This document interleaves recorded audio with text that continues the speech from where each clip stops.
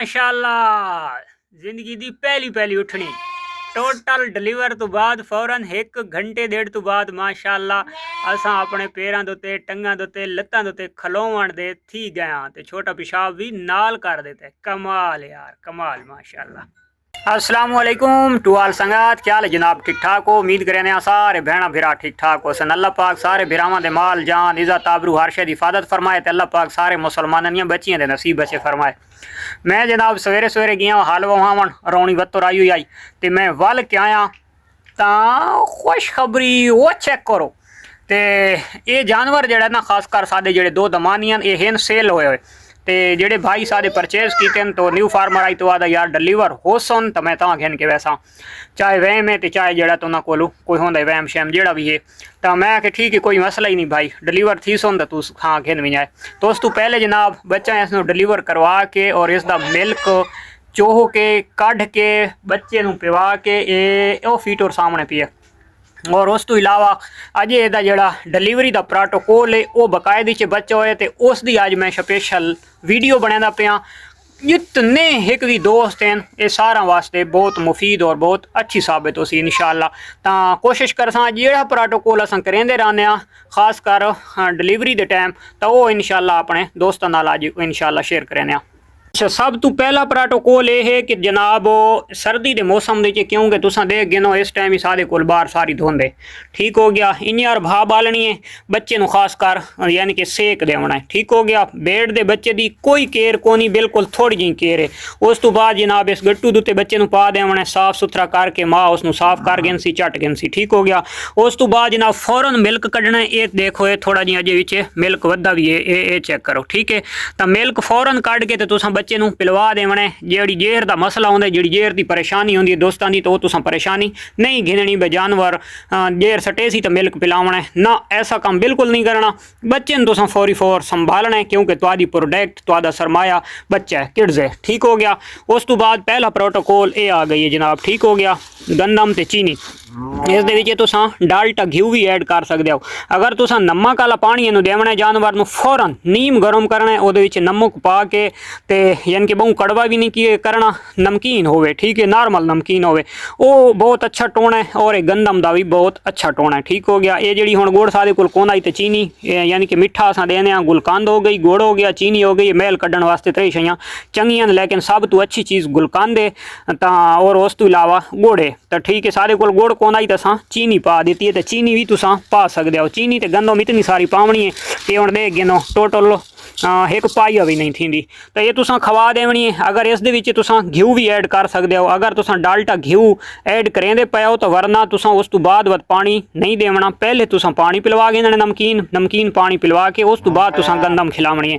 तो असां जनाब पहले जनाब ये क्योंकि रात दी भुखी भेड़ तो असां जनाब इसनूं पहले देंदे पे गंदम ठीक हो गया। तो ये हुण खा गिनसी गंदम देखो खानी पई है।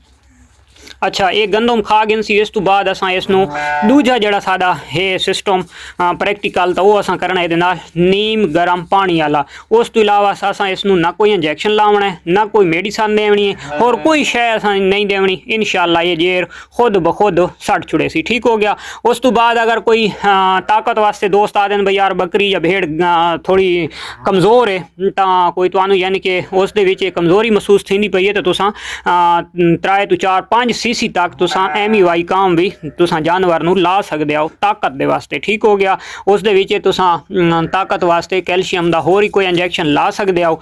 MUI काम भी बहुत अच्छी चीज़ है अगर वो ना होवे तो 2 इंजैक्शन कट्ठे करके नैरो बयान दे भी तुसां जानवर नूं ला सकते हो गोश्त दे विच।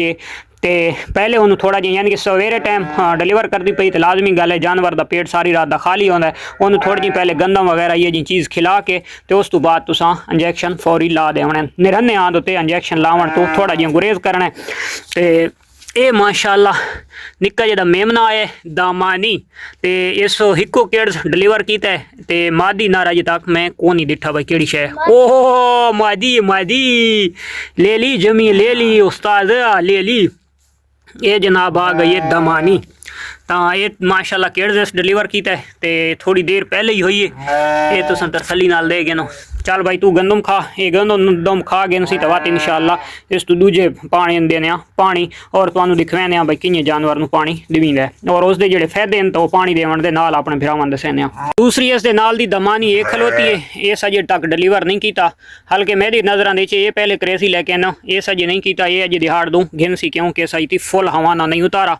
उस तो बाद ये अजे ती सेल आउट नहीं हुई, ये सादे कोल खलोती है, फेस वाइस माशाल्लाह अच्छी है तो इन्हां दी हुण सफाई शफाई खुराणियां दी थींदी वधी है। रात वाला चारा खत्म है तो हुण इन्हां नूं सुबह दा नाश्ता देवींदा पिए मिस्से दे नाल ते माशाल्लाह लेली भी इसदी है बड़ी मोटी ताज़ी सेहतमंद है। तो उस तो बाद इंशाअल्लाह इन्हां नूं चारा वगैरह ही पैने तो पानी गर्म थी के आंदा तो वह भी देने और ये अजे तक सेल आउट नहीं हुई। अगर जेडे दोस्त नूं पसंद होवे तो ये भी इस टाइम अवेलेबल है अपने कोलों। इन्होंने जनाब सवेरे वाला नाश्ता पा दिता है, मूंगी का मिसा तुसां देख गए ना, ठीक हो गया जेड़ा सादा सवेरे सवेरे की डाइट है। तो माशाल्लाह निक्की चोनी मोनी भी खानी खलोती है इस खुरली दे उत्ते।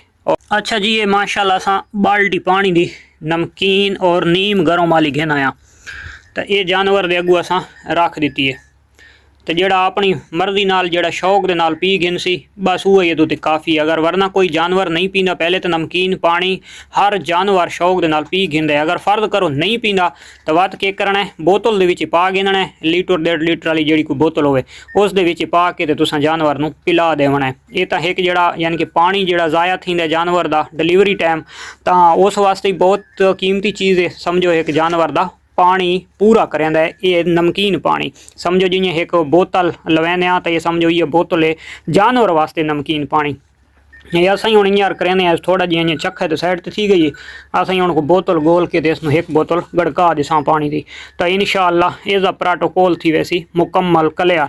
उस तो बाद इन कोई चीज़ देवन की जरूरत को नहीं तो 100% इसे दे नाल इंशाअल्लाह ये जेर भी सट छुड़े सी।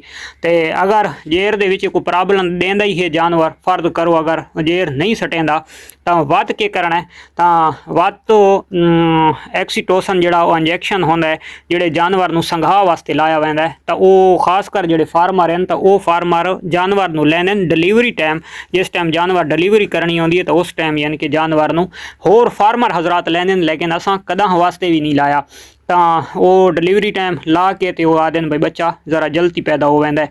तो वो अगर फर्ज करो जानवर कोई गेर न पिया सटेंदा होवे तो असां वो ला छुड़ेने वरना गेर सारी आंधी निकोले। माशाल्लाह इसका मिल्क भी अच्छा निकला तो हवाना ही बड़ा सोहना बनाया।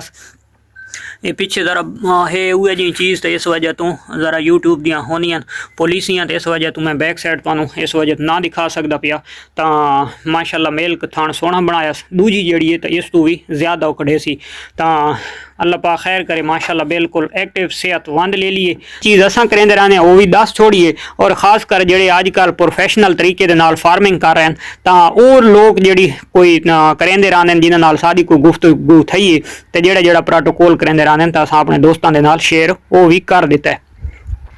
अच्छा मार्का पानी नमकीन पिलावन तो तकरीबन 1 घंटे बाद ये पिछे दे पाओ इसे नूं जेर आ देन जेर जानवर सटेंदा पिए तकरीबन जेड़ा ना ये एक 20-25 मिनट आधा घंटा लग वैसी इंशाल्लाह 60 छुड़े सी और ले ली भी माशाल्लाह मिल्क पीवन जोगी खुद ब खुद हो गई है।